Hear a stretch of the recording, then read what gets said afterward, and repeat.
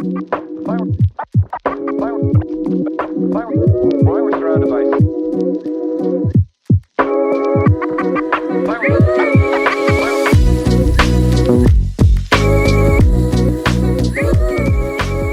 Welcome back to the 90-Day New Testament Reading Plan with New Life Youth. My name is Christian. I'm so glad you're joining us today. I think this is my first day not wearing a hat in a video, so you're welcome for that.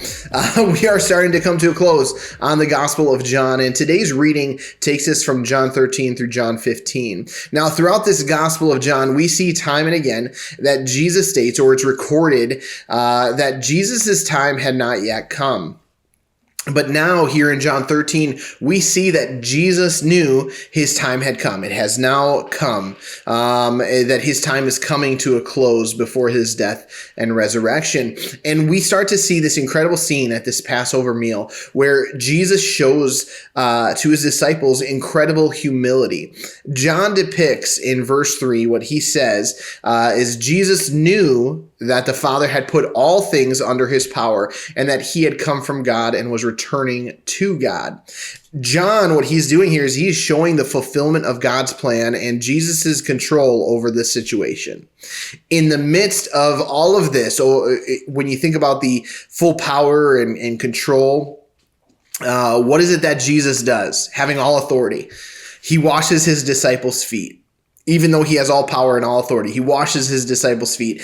And here's the thing, what we have to understand about this act, the washing of the feet, this is a servant's job. This is a menial task to do. They are in the middle of this meal, and Jesus, having all power, having all authority, he starts to wash the disciples' feet. This is a job that should have been below Jesus. Maybe one that even one of the other disciples should have jumped to instead of their rabbi. But Jesus, he sits down, he starts washing feet. This is a lesson that he is teaching the disciples about humility. And this precludes Jesus performing the most humbling and humiliating act, which is death on the cross. This scene is not shown in the other Gospels, but the timeline in which this happens, it would have followed shortly after one of these times where the disciples are arguing over who is the greatest among them. Could you just imagine that for a moment? Like you're arguing with each other over who is the greatest, who's going to sit at the right and the left, and then your leader, your rabbi, who you know is greater than you, bends down to one of the most humbling positions to serve you. Jesus is displaying one of the greatest acts in humility. How embarrassing for the disciples to have been arguing about who is the greatest as you are seeing your rabbi bend down to wash your feet. Now, not just this, but Jesus says in this chapter, "A new command I give you, love one another. As I have loved you, so you must love one another." Jesus, what he's doing is he humbles himself. And that was before saying this. He humbles himself. He knows he's about to die in humiliating fashion. And what does he do? He serves. He humbles himself. But when you think of these disciples he is serving, and this thing he's about to say of love one another, you think about the disciples he is serving. Among the disciples he is humbling himself before is the one who's going to betray him. Love one another as I have loved you. Jesus knew Judas was going to betray him, and yet Jesus still washes his feet. Jesus still served him. Love one another as I have loved you. Not just the ones who you are close to, not just your family, not just your friends, not just the ones that are easy to love, but the ones you dislike, the ones you hate, the ones who smell, the ones who are outcast, the ones that will betray you, your enemies.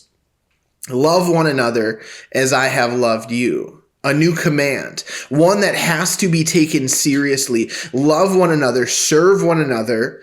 Jesus still loved Judas, knowing he would be given over by Judas to be crucified. Now, from this example, we know how to love. We know how to love by showing humility and serving are some of the ways that we love. But just because we know how to love, it does not mean that others' eyes will be opened to who Christ is. It doesn't mean that even others will respond with love. See, Judas, he had this opportunity to get on board with this story. He had this opportunity to get on board with what Jesus is doing. Satan could have used someone else besides Judas. If Judas would have said no, if he would have had said no, I'm not going to betray Jesus. In accepting the bread from Jesus, the reality that there's this reality that Judas was impervious to the appeal of Christ's love. That Christ still loved him through it all, up until even past that point. But he's loving him up to that point and giving him opportunity. If Judas could have rejected that bread and said, no, I'm not going to betray you. But from that point forward, Judas is a tool of Satan. Satan could not have entered Judas without permission. This is something that Judas had allowed to happen. Judas rejects Jesus, and he is set on a course towards following through with betraying Jesus. There are going to be these times when we love others, when we display kindness, when we serve, when we humble ourselves before them, and people still reject us. And in doing so, they reject Jesus. Jesus says in John 15 that when the world hates us, to remember that it hated him first. But if and when that happens, we also need to analyze something, because there are some Christians out there that will actually treat others poorly, condemn others, put others down. And when those people respond with hate, they say, well, the world hated Jesus first, right? Now, it's one thing for the world to hate me when I treat them poorly, and it's another thing to be hated by the world when all I have shown them is love. And so here's the question for us. The question is, how do we love others when they will only respond with hate? How do we love others when they respond with hate? How do we follow through with that? How can we even do that? And we do so with the power and the promise of the Holy Spirit on our lives. Jesus promises the Holy Spirit will come, a counselor, an advocate. He promises this in John 14. In John 14, he promises this. The reason for the Holy Spirit is not just so that we can speak in tongues, but it's for wisdom. It's for understanding. It's this power to live out the life that Jesus is calling us to live, and so much more. It helps us to love others who are unlovable. We are called to love others as Christ loved.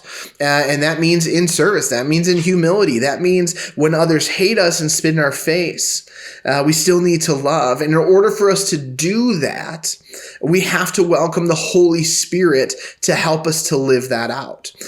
So wherever you are right now, I just want to encourage you, invite the Holy Spirit into your life, to have access to your life. Ask for his help in living out this call, that we have this helper, this advocate, this counselor who has come after Jesus, the Holy Spirit, to empower us to live the life that Jesus is calling us to live, because the Lord knows we can't do it on our own. We need his help, and we need to invite the Holy Spirit to have room to work in that way.